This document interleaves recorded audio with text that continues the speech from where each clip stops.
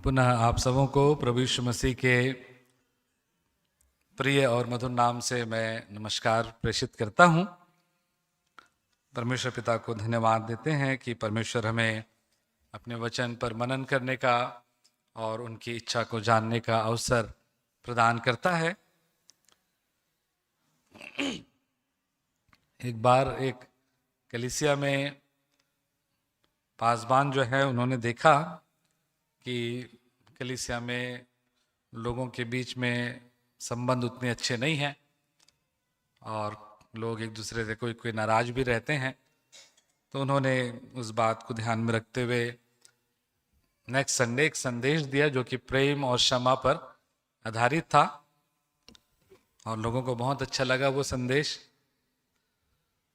उसके बाद फिर दूसरा संडे आया, पास्टर साहब खड़े हुए प्रचार करने के लिए और उन्होंने फिर वही संदेश दिया जो उन्होंने पिछले सप्ताह दिया था, प्रेम और क्षमा का।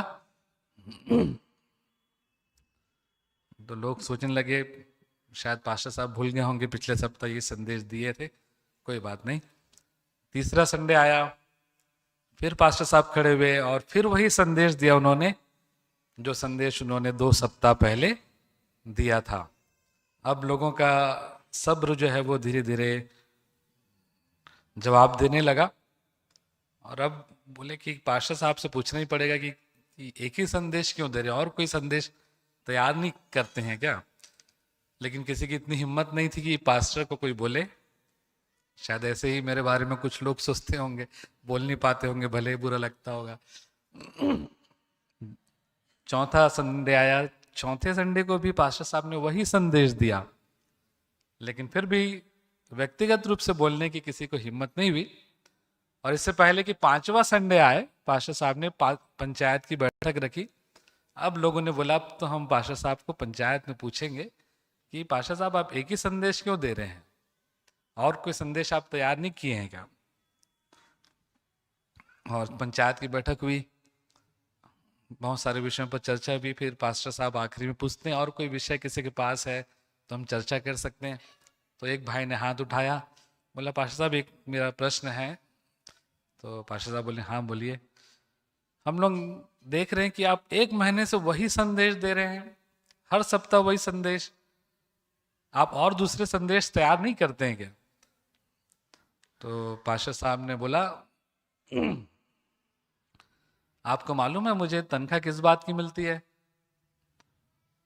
तो कुछ लोगों ने जवाब दिया हाँ आपको संदेश देने की तनख्वाह मिलती, प्रचार करने की। तो पास्टर साहब ने बोला मुझको तनख्वाह संदेश देने की, प्रचार करने की बस नहीं मिलती, लेकिन जो वचन में प्रचार करता हूं उसको सिखाने की मिलती है। और मैं 1 महीने से वही संदेश इसलिए दे रहा हूं क्योंकि मैं देख रहा हूं कि मैं जब से संदेश देना शुरू किया अभी तक आप लोगों के जीवन में कोई बदलाव भी नहीं आया है। प्रेम और क्षमा आप लोगों के जीवन में दिखता ही नहीं मुझको, और इसलिए मैं वही संदेश दे रहा हूं और तब तक दूंगा जब तक आप लोग समझ ना जाए कि मैं क्या बोलना चाहता हूं।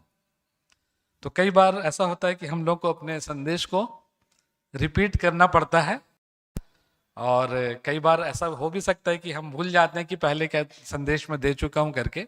लेकिन ये जो संदेश मैं देना चाह रहा हूँ, ये मजाक की बात मैंने इसलिए कही क्योंकि ये संदेश मुझको लगता है कि एक बार मैं यहाँ दे चुका हूँ, और किसी को याद हो या ना हो, मैं सोचता हूँ सेवक आर.जे. साइमन की याददाश्त बहुत अच्छी है, उनको शायद ये संदेश याद होगा। लेकिन आप आके पूछेगा मत बाद में कि वही संदेश क्यों दिया, नहीं तो फिर शायद वही वाला जवाब मेरा भी हो सकता है। लेकिन मैं मुख्य रूप से ये बताना चाहता हूं कि जब मैं नूह के घटना को पढ़ रहा था, जिसमें कि ऐसे ही एक यात्रा का वर्णन है, जल यात्रा का, जब उस घटना को मैं पढ़ रहा था तो मुझको ये घटना याद आ गई।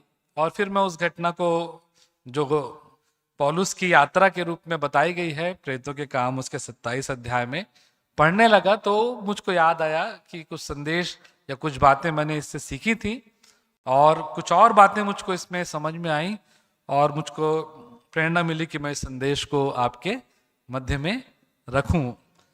विशेष रूप से आज के संदर्भ को भी ध्यान में रखते हुए, क्योंकि हम जानते हैं कि हम विशेष रूप से भारत देश में हमारे लिए परिस्थितियां बहुत अनुकूल नहीं हैं, और कई बार हमको इस कारण से, क्योंकि हम अल्पसंख्यक हैं, बहुत सारी बातों का सामना करना पड़ता है और हम कई बार निराश भी होते हैं, हताश भी होते हैं। लेकिन हम विश्वास करते हैं कि परमेश्वर का वचन हमें धाड़स देता है कि हम भले ही अल्पसंख्यक क्यों ना हो, तो भी अपने जीवन से इस संसार में प्रभु की गवाही को रख सकें। हम सब चाहते हैं कि हमारा जो जीवन हो वो बहुत सरल हो और आशीषमय हो, परमेश्वर की उपस्थिति से परिपूर्ण हो, किसी प्रकार की कोई तकलीफ ना हो, सुरक्षित हो। असुरक्षा की भावना हम पसंद नहीं करते हैं और स्वाभाविक है।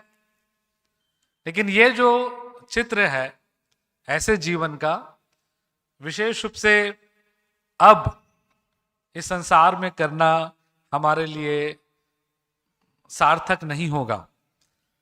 नूह के समय में नूह का परिवार, जिनमें कि 8 लोग उस यात्रा में थे, जब वो उस नाव में बैठ करके यात्रा कर रहे थे या नाव में थे, जहां पर और कोई नहीं था या परमेश्वर पर विश्वास करने वाले ही लोग थे, बहुसंख्यक,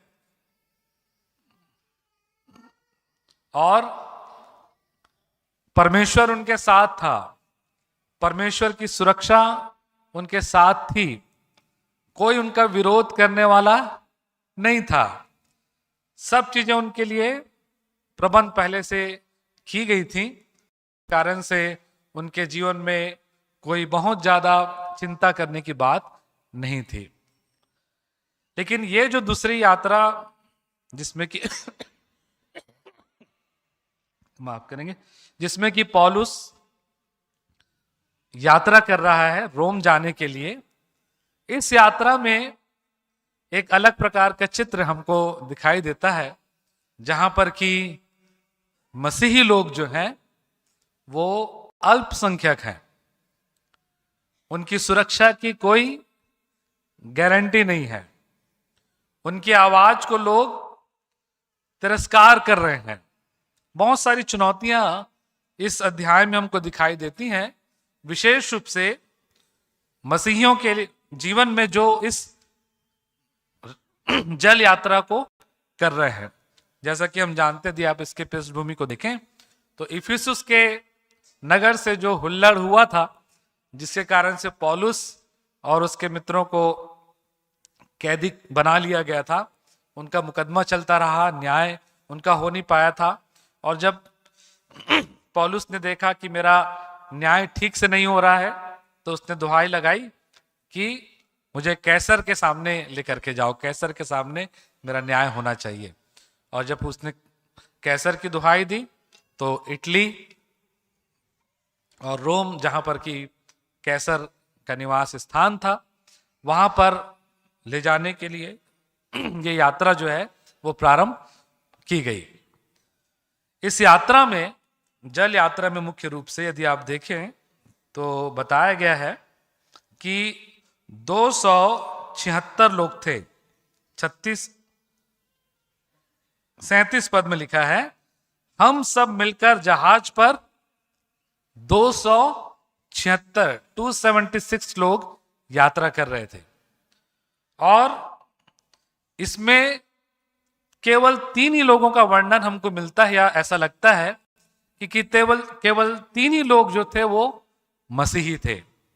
एक तो था पौलुस स्वयं, दूसरा अरिस्तर्खुस, जिसका वर्णन हमको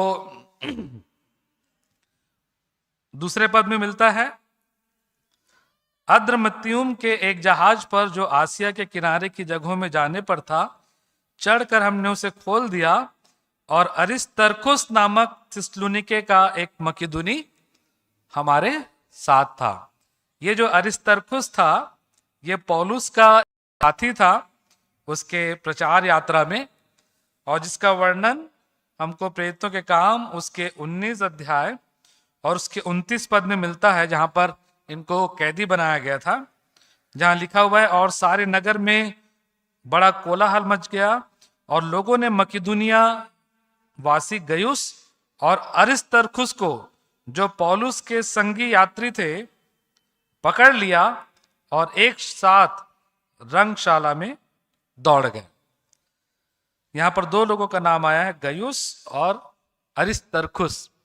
यद्यपि इस यात्रा में फिर गयुस का नाम नहीं बताया गया है, लेकिन अरिस्तर्खुस भी इस यात्रा में एक कैदी के रूप में था। और तीसरा जो व्यक्ति इस यात्रा में मसीही था, ऐसा लगता है कि वो स्वयं इस पत्री का, प्रेरितों के काम का, पत्री का नहीं, या इस पुस्तक का, प्रेरितों के काम का लिखने वाला लूका। विद्वानों का मानना है कि इस पुस्तक को लूका ने लिखा है, और इसलिए वो कहता है, दूसरे पद में लिखा है, अद्रमित्युम के एक जहाज पर जो आसिया के किनारे की जगहों में जाने पर था, चढ़कर हमने उसे खोल दिया। अर्थात वो जो इसको लिख रहा है, इस घटना को, वो भी उस स्थान में मौजूद है, और वो संभवतः लूका था। तो इस प्रकार से ये तीन ही लोग थे 276 में जो कि मसीही थे। और सामान्य रूप से हम इस बात को पाते हैं कि ये अल्पसंख्यक लोग थे वहां पर, अल्पसंख्यक मसीही वहां पर थे इस यात्रा में, और बाकी 273 लोग जो थे वो अन्य जाति थे। और इनके सामने एक बहुत बड़ी चुनौती थी कि अल्पसंख्यक होकर भी वो कैसे बहुसंख्यक लोगों के मध्य में परमेश्वर की महिमा को प्रकट करें, परमेश्वर की गवाही दें। और जो चुनौतियां उनके सामने आई, उन चुनौतियों से हम इस बात को सीख सकते हैं कि किस प्रकार से हम अल्पसंख्यक होकर भी बहुसंख्यक लोगों के मध्य में भी अपने मसीही प्रभाव को छोड़ सकते हैं। जो चुनौतियां इनके सामने आई, उसमें पहली जो चुनौती थी उनके सामने, वो थी मसीही गवाही के कारण उनको मिली हुई स्वतंत्रता का नाजायज फायदा ना उठाना। यदि आप तीसरे पद में देखें तो वहां लिखा हुआ है इन कैदियों के बारे में, दूसरे दिन हमने सैदा में लंगर डाला और यूलियुस ने पौलुस पर कृपा करके उसे मित्रों के यहां जाने दिया कि उसका सत्कार किया जाए। यूलियुस जो था वो उस पूरे यात्रा का इंचार्ज था, और लिखा हुआ है कि यूलियुस ने पौलुस पर कृपा करके उसे मित्रों के यहां जाने दिया सैदा में, कि उसका आदर सत्कार किया जाए। कभी हमने सुना कि किसी कैदी को कुछ देर के लिए छोड़ दिया गया कि उसका सम्मान कोई कर सके, जाए अपने मित्रों से मिले, बैठे, खाना खाए, बातचीत करे और फिर वापस आए। ठीक है भैया 2 दिन के बाद आ जाना, चले जाओ। कभी ऐसा हमने सुना? शायद नहीं। लेकिन पौलुस कैदी होने के बावजूद भी जो मसीही जीवन उसका था, उसका इतना गहरा प्रभाव यूलियुस के जीवन में पड़ा था कि यूलियुस को मालूम था कि यदि मैं इसको छोड़ भी देता हूं तो ये भागेगा नहीं, ये भागेगा नहीं। ये होती है हमारी गवाही, मसीहियों की गवाही। और उससे भी बड़ी चुनौती हमारे लिए ये होती है कि हम उस गवाही को कैसे बनाए रखें, क्योंकि कई बार जब हमको स्वतंत्रता मिलती है तो हम अपनी स्वतंत्रता का गलत फायदा उठाने से भी नहीं चूकते। लेकिन इनके सामने बड़ी चुनौती थी कि इस स्वतंत्रता को बनाए रखते हुए वो अपनी इस गवाही के द्वारा से प्रभु की महिमा कर सकें। प्रियो, आज हम जानते हैं कि मिशनरियों के द्वारा से जो सेवाएं हमारे क्षेत्र में या बहुत से क्षेत्रों में प्रारंभ की गई, उसके कारण से आज मसीहियों की एक अलग छवि है लोगों के सामने में। लोग हमारा आदर और सम्मान इसीलिए करते हैं क्योंकि वो हमको एक मसीही के रूप में जानते हैं, हमारे पूर्वजों के समय से, और उनके जो कार्य थे, उनका जो प्रेम था, उनको उन्होंने अनुभव किया।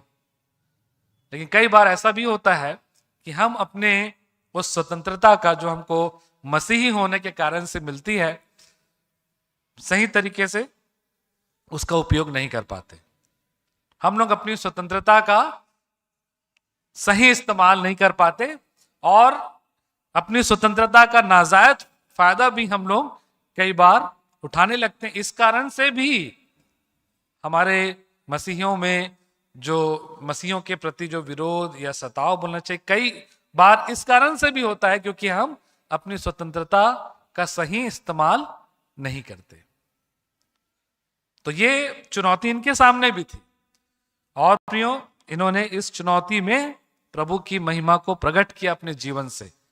और ये हमारे लिए एक शिक्षा है कि हम भी जो स्वतंत्रता मसीही होने के कारण से हमको मिली हुई है, हमको उसके सम्मान को बनाए रखना है और एक सही आदर्श मसीही जीवन जी करके जो अवसर हमें दिया जाता है या मिलता है मसीही होने के कारण से, उसमें प्रभु की महिमा को एक आदर्श जीवन से प्रकट करना है। ईमानदारी इन लोगों ने अपने जीवन से प्रकट की और अपनी गवाही को बनाए रखा। दूसरी जो चुनौती इनके सामने थी वो थी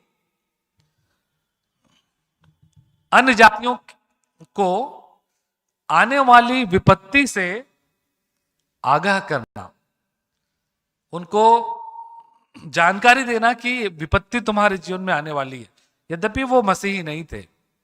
यदि आप 10वें पद को देखें तो वहां लिखा हुआ है, 9वें पद से पढ़ता हूं, जब बहुत दिन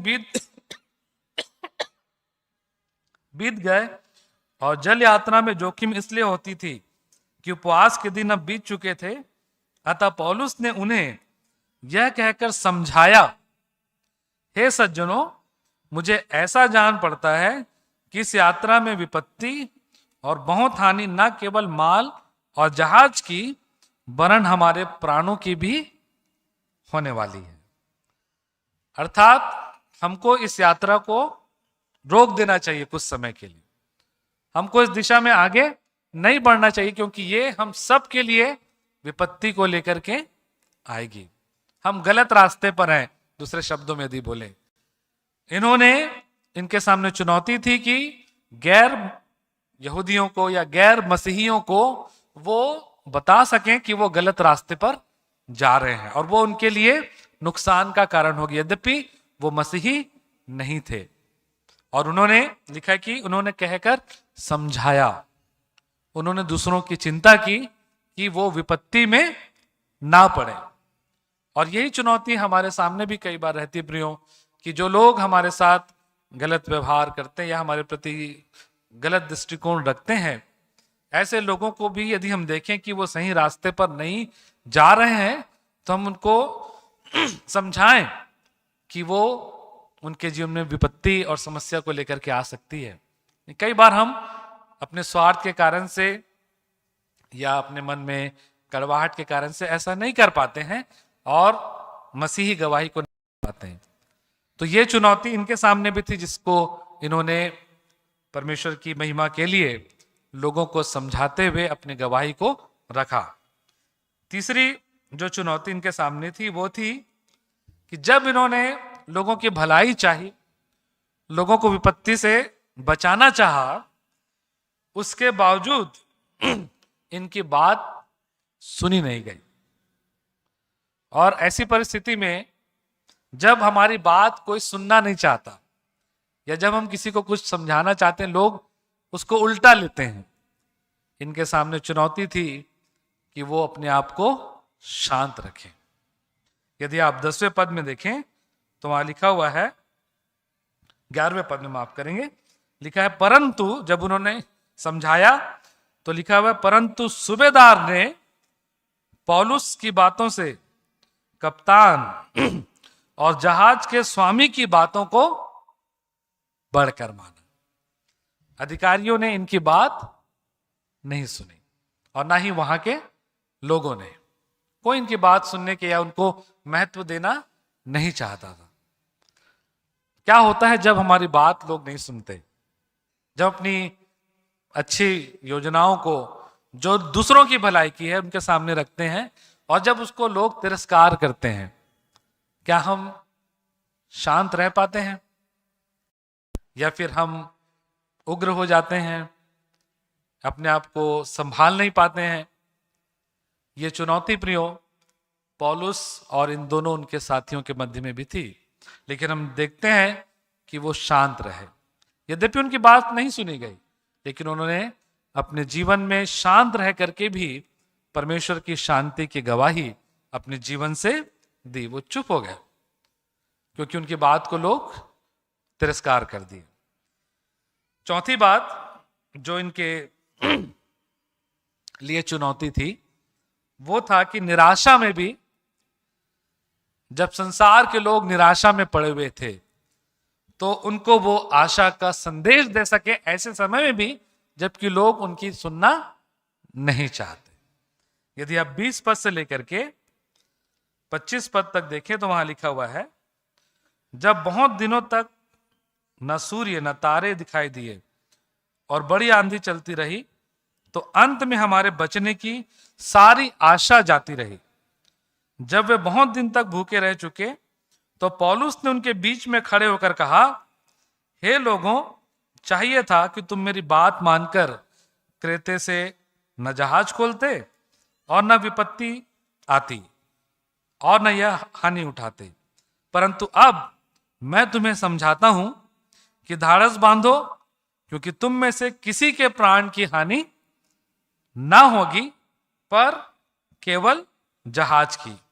क्योंकि परमेश्वर जिसका मैं हूं, जिसकी सेवा करता हूं, उसके स्वर्गदूत ने आज रात मेरे पास आकर कहा, हे पौलुस मत डर, तुझे कैसर के सामने खड़ा होना अवश्य है।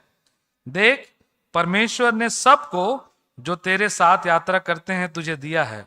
इसलिए हे सज्जनों, धारस बांधो, क्योंकि मैं परमेश्वर का विश्वास करता हूं कि जैसा मुझसे कहा गया है वैसा ही होगा, परंतु हमें किसी टापू पर जा टिकना होगा। यदि कोई किसी को हमने एक बार कहा किसी बात के लिए, और यदि वो हमारी बात नहीं माने और उनके जीवन में कोई समस्या आई, तो हम लोग सामान्य तौर पर क्या बोलते हैं? सामान्य तौर पर हम यही बोलते हैं कि मैं बोला था इसीलिए नहीं माने ना मेरी बात, इसीलिए विपत्ति, जाने दो अब क्या करना है मुझको। लेकिन पौलुस और माफ करेंगे, पौलुस, अरिस्तर्खुस और लूका का ये प्रत्युत्तर नहीं था। यद्यपि लोगों ने उनकी बात नहीं मानी, उन्होंने बोला कि हमने तो पहले कहा था तुमको समझाया था कि यदि तुम मेरी बात मान, विपत्ति से हम बच सकते थे, लेकिन कोई बात नहीं, हम तुम्हें फिर से समझाना चाहते हैं।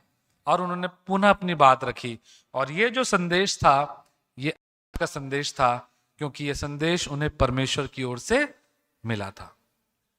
प्रियो, हमारी बात जब लोग सुनना नहीं चाहते, उसके बावजूद भी हम जानते हैं कि लोग निराशा में हैं, हम जानते हैं कि लोगों के पास सच्चाई नहीं है, लोग अंधकार में जीवन जी रहे हैं और निराशा उनको घेरे हुए है।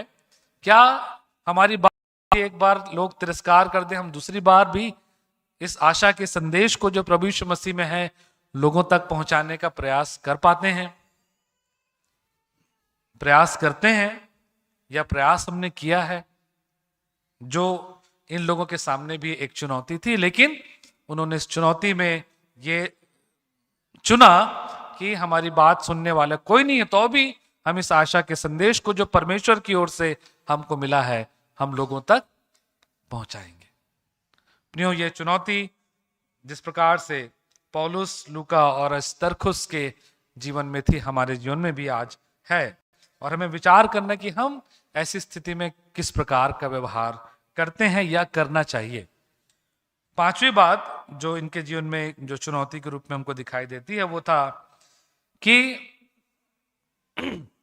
अपने अधिकारियों के नकारात्मक रवैये के बावजूद उनके प्रति विश्वास योग्य और अधीनता को, विश्वास योग्य बने रहना और उनकी अधीनता को स्वीकार करना। यदि आप 27 पद से आगे देखेंगे तो लिखा हुआ है, जब 14वीं रात आई और हम अद्रिया समुद्र में भटकते फिर रहे थे, तो आधी रात के निकट मल्लाहों ने अनुमान से जान लिया कि हम किसी देश के निकट पहुंच रहे हैं। था लेने पर उन्होंने 20 पुरसा गहरा पाया, और थोड़ा आगे बढ़कर फिर था ली तो 15 पुरसा पाया।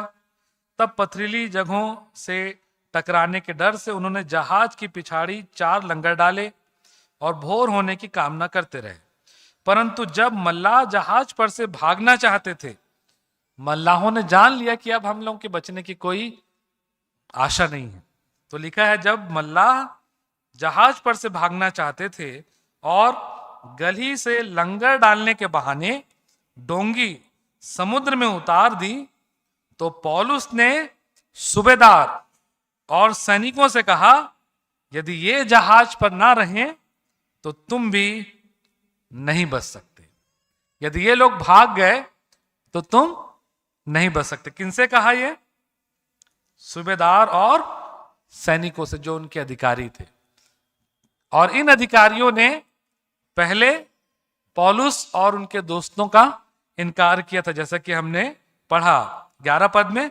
परंतु सूबेदार ने पौलुस की बातों से कप्तान और जहाज के स्वामी की बातों को बढ़कर माना। इन अधिकारियों ने इनका तिरस्कार किया था, तो भी इन अधिकारियों की जान बचाने की प्रेरणा को हम देखते हैं उनके शब्दों में, जबकि उन्होंने कहा कि यदि ये मल्लाह भाग गए तो तुम्हारी जान नहीं बच सकती। क्योंकि पौलुस तो जानता ही था कि मैं तो बच ही जाऊंगा, परमेश्वर ने तो मुझको पहले से बता दिया है कि मुझको कैसर के सामने खड़ा होना है, लेकिन ये लोग नहीं बच पाएंगे।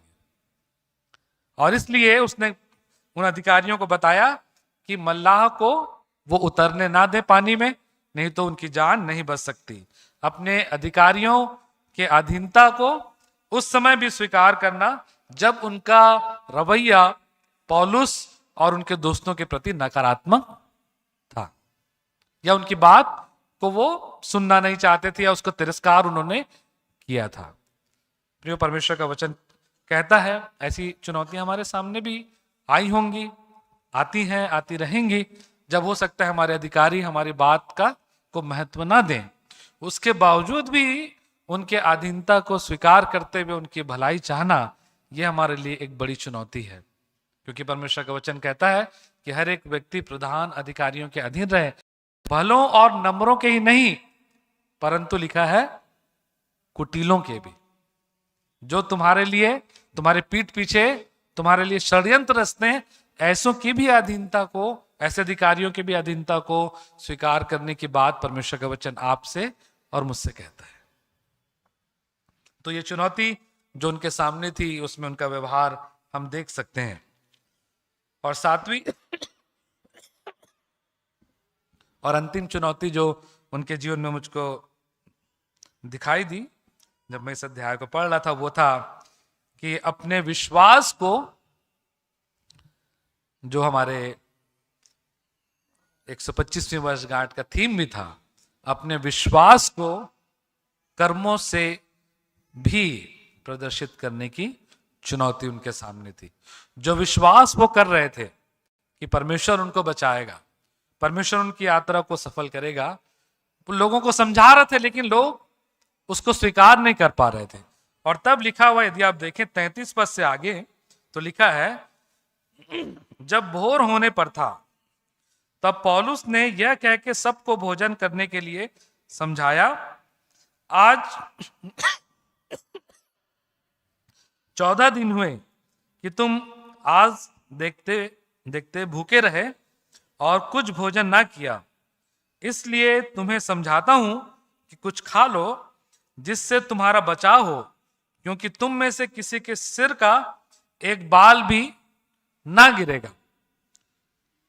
यह कहकर 35 पद में लिखा है, यह कहकर उसने, अर्थात पौलुस ने रोटी लेकर सबके सामने परमेश्वर का धन्यवाद किया और तोड़कर खाने लगा। ये पौलुस का विश्वास जो उसने बताया था कि परमेश्वर ने प्रतिज्ञा की है कि वो कैसर के सामने जाएगा और किसी के सिर का बाल भी बांका नहीं होगा, इस विश्वास को प्रदर्शित कैसे किया? लिखा हुआ है कि सबके सामने उसने परमेश्वर का धन्यवाद किया और रोटी तोड़ करके वो खाने लगा। और तब लिखा है 36 पद में, तब वे सब भी धाड़स बांधकर भोजन करने लगे। इसके पहले सब उपवास कर रहे थे, प्रयास कर रहे थे कि परमेश्वर उनकी प्रार्थना सुन ले, किसी रीति से बच जाए।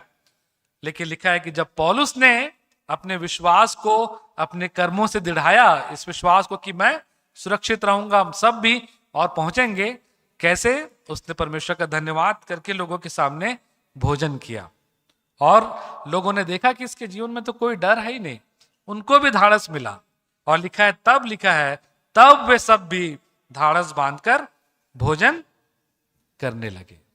अपने विश्वास को अपने कर्मों के द्वारा से संसार के सामने प्रदर्शित करने की चुनौती पौलुस और उसके दोस्तों के सामने थी प्रियो। और उन्होंने इन चुनौतियों का सामना बड़े ही आदर्श रूपी ढंग से किया, जो हमारे लिए आज एक शिक्षा है।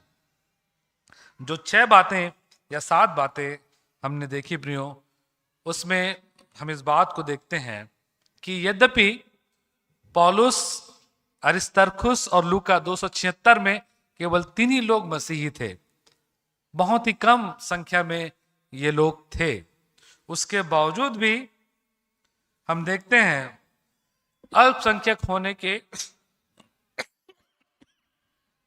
बावजूद जब उनको छोड़ा गया कि वो अपने मित्रों से मिल लें, ईमानदारी का जीवन जीने के द्वारा से, दूसरों को समझाने के द्वारा, दूसरों की चिंता करने के द्वारा से, अपनी बात ना सुने जाने के बावजूद या अपनी बात का तिरस्कार किए जाने के बावजूद शांत रहने के द्वारा से, जब लोग निराश थे तो उनको आशा का संदेश देने के द्वारा से, जब उनके अधिकारी उनकी बात का तिरस्कार कर रहे थे, उनके प्रति विश्वास योग्य रहने के द्वारा से, और वचन पर चलने के द्वारा से, इन्होंने अल्पसंख्यक होने के बावजूद परमेश्वर की महिमा को, परमेश्वर की गवाही को उस स्थान में प्रकट किया। और उसका रिजल्ट क्या आया? यदि आप देखें, अंतिम पद में लिखा हुआ है, और इस रीति से 44 पद के आखिरी में, इस रीति से सब कोई भूमि पर बच निकले। इस रीति से सब कोई भूमि पर बच निकले। और इसका कारण था पौलुस और उसके दोस्तों का एक आदर्श मसीही जीवन। पौलुस के कारण से सारे लोगों का जीवन बचा। यदि आप इसके 43 पद को देखें, या 44 पद से पढ़ता हूं मैं, माफ करेंगे 41 पद से, परंतु 2 समुद्र के संगम की जगह पड़कर उन्होंने जहाज को टिकाया, और गली तो धक्का खाकर गड़ गई और टल न सकी, परंतु पिछाड़ी लहरों के बल से टूटने लगी। तब सैनिकों का यह विचार हुआ कि बंदियों को मार डालें, ऐसा ना हो कि कोई तैर के भाग निकले। परंतु सूबेदार ने पौलुस को बचाने की इच्छा से उन्हें इस विचार से रोका और कहा कि जो तैर सकते हैं वो पहले कूद कर किनारे पर चले जाएं, और बाकी कोई पटरों पर और कोई जहाज के सहारे निकल जाएं। बाकी सैनिकों को कैसे उनको बोलना चाहिए कि जीवन दान मिला, किसके कारण से? पौलुस के कारण से। लिखा है कि सूबेदार ने पौलुस को बचाने की इच्छा से कहा, पौलुस के कारण से बाकी लोगों की जान बची। और ये एक आदर्श मसीही जीवन जीने के कारण से प्रियो हुआ कि उन्होंने ऐसा प्रभाव अपना छोड़ा कि उसके कारण से सारे लोग जो हैं उनके प्राण बच गए। इस घटना को सुपर बुक एक जो सीरीज है बच्चों के लिए, उसमें दिखाया गया है। और उसमें जब मतलब उन्होंने एक कल्पना की है, जो भी उन्होंने जब इस घटना को दिखाया, तो जब सैनिक जो है देखते हैं कि अब जहाज टूटने वाला है और सब कैदी जो है वो भाग जाएंगे, हम अपने अधिकारियों को क्या जवाब देंगे। तो एक सैनिकों ने ये निर्णय लिया कि हम सारे लोगों को मार डालें। और जैसे ही वो इस बात पर विचार करते हैं तो उस एपिसोड में जो सूबेदार था वो उनसे कहता है कि मेरे जहाज पर किसी की हत्या नहीं होगी, और पौलुस की ओर इशारा करके कहता है और इस व्यक्ति की तो कतई नहीं, और इस व्यक्ति की तो कतई नहीं। मतलब वो निर्णय ले चुका था कि चाहे सब लोग मर जाएं, मैं इसको मरने नहीं दूंगा। वो उसका रिश्तेदार नहीं था, लेकिन एक ऐसा प्रभाव पौलुस के जीवन का उस सूबेदार पर पड़ा था कि वो अपने अधिकारियों से विरोध करने को तैयार था, अपने सैनिकों का साथ देने को तैयार नहीं था, केवल पौलुस को बचाने के लिए। प्रियो, ये हमारे लिए एक चुनौती है कि हम भले ही बहुत संख्यक नहीं हैं, हम बहुत थोड़े से लोग इस संसार में हो सकते हैं, अपने देश में हो सकते हैं, लेकिन हम अल्पसंख्यक होने के बावजूद, गिनती में अल्पसंख्यक होने के बावजूद, ईमानदारी में, शांति प्रिय होने में, आशावादी होने में, विश्वास योग्य रहने में, दूसरों की चिंता करने में और परमेश्वर के वचन के अनुसार चलने में बहुसंख्यक बन सकते हैं। और ये जो हमारी गवाही है वो इस संसार में परमेश्वर की महिमा करने के लिए पर्याप्त है। आज हमारे सामने जब विपरीत परिस्थितियां प्रियो, परमेश्वर से हम प्रार्थना करें, परमेश्वर के वचन पर विचार करें कि हम अपने एक आदर्श मसीह जीवन से भी अल्पसंख्यक होकर के क्या इस प्रकार की गवाही रख सकते हैं। परमेश्वर हमारी सहायता करता है, जिस प्रकार से कि परमेश्वर ने हमको कहा कि तुम नमक हो, नमक का स्वाद बिगड़ जाए तो फिर वो किस वस्तु से नमकीन किया जाएगा, लेकिन यदि नमक का स्वाद बना रहे तो वो बहुत बड़े मात्रा में कोई भी भोजन वस्तु क्यों ना हो, छोटी मात्रा से भी उस पूरे भोजन वस्तु को प्रभावित कर सकता है। वैसे ही परमेश्वर ने प्रियो हमको भी इस संसार में, विशेष रूप से भारत देश में रखा है कि भले ही हम कम क्यों ना हो, हम अपने जीवन से एक ऐसा प्रभाव लोगों के सामने रख सकते हैं कि उससे बहुत से लोगों का जीवन बच सके। जैसे पौलुस के कारण से लिखा है कि सब कोई भूमि पर बच निकले। आत्मिक रूप से हम लोगों के लिए बचने का, उनके उद्धार का कारण बन सकते हैं यदि इन चुनौतियों में हम एक आदर्श मसीही जीवन जीने पाए। 2 पद मैं पढ़ूंगा, उसके बाद आज के संदेश को समाप्त करेंगे। मत्ती उसके 5 अध्याय और उसके 16 पद में लिखा हुआ है, उसी प्रकार तुम्हारा उजियाला मनुष्यों के सामने चमके कि वे तुम्हारे भले कामों को देखकर तुम्हारे पिता की जो स्वर्ग में है बड़ाई करे। और पहला पत्रस उसका 2 अध्याय और उसके 12 पद में इस प्रकार से लिखा हुआ है, अन्य जातियों में तुम्हारा चाल चलन भला हो, ताकि जिन जिन बातों में कुकर्मी जानकर बदनाम करते हैं वे तुम्हारे भले कामों को देखकर के कारण कृपा दृष्टि के दिन परमेश्वर की महिमा करें। परमेश्वर आपकी, मेरी, हम सब की सहायता करे कि हम एक ऐसा आदर्श मसीही जीवन अपनी चुनौतियों में, जो उस समय पौलुस और अरिस्तर्खुस और लूका के सामने थी, हमारे सामने भी है, एक आदर्श मसीही जीवन जी करके एक ऐसी स्थिति को उत्पन्न कर सकें कि जो लोग हमसे घृणा करते हैं वे हमारे कृपा दृष्टि के दिन जब प्रभु आए तो उन कामों को जो हमने किए हैं ईमानदारी, सच्चाई, पवित्रता और परमेश्वर की इच्छा के अनुसार, उसके कारण से परमेश्वर की महिमा करने वाले हो सकें। आइए हम प्रार्थना करें। धन्यवाद सेनाओं के हुआ पवित्र परमेश्वर पिता, धन्यवाद कि आप अपने वचन को हमें याद दिलाते हैं, आपके वचन से हमसे बातें करते हैं, हमें सिखाते हैं कि हम आपकी इच्छा को जानकर उसे अपने जीवन में पूरा करें और आपकी महिमा को प्रकट करें प्रभु जी। जबकि हमारे सामने बहुत सी चुनौतियां उसी प्रकार की हैं जैसे कि पौलुस, अरिस्तर्खुस और लूका के सामने थी। प्रभु जी हमारे लिए आदर्श हैं कि हम अल्पसंख्यक होकर के भी बहुतों के बचने का कारण हो सकते हैं, बहुतों के लिए आशा का कारण किरण हम बन सकते हैं। प्रभु जी हमारी सहायता करें कि हम आपकी सहायता से अल्पसंख्यक होने के बावजूद आशा की किरण के रूप में अपनी चमक इस संसार में बिखेर सकें और बहुतों के बचने का कारण हो सके। सारा आदर आपको देते इन वचनों को अपने जीवन में आत्मसात करने के लिए आपकी पवित्र आत्मा की अगुवाई चाहते हैं और धन्यवाद के साथ इस विनती को मुक्तिदाता यीशु मसीह के नाम से मांग लेते हैं। आमीन।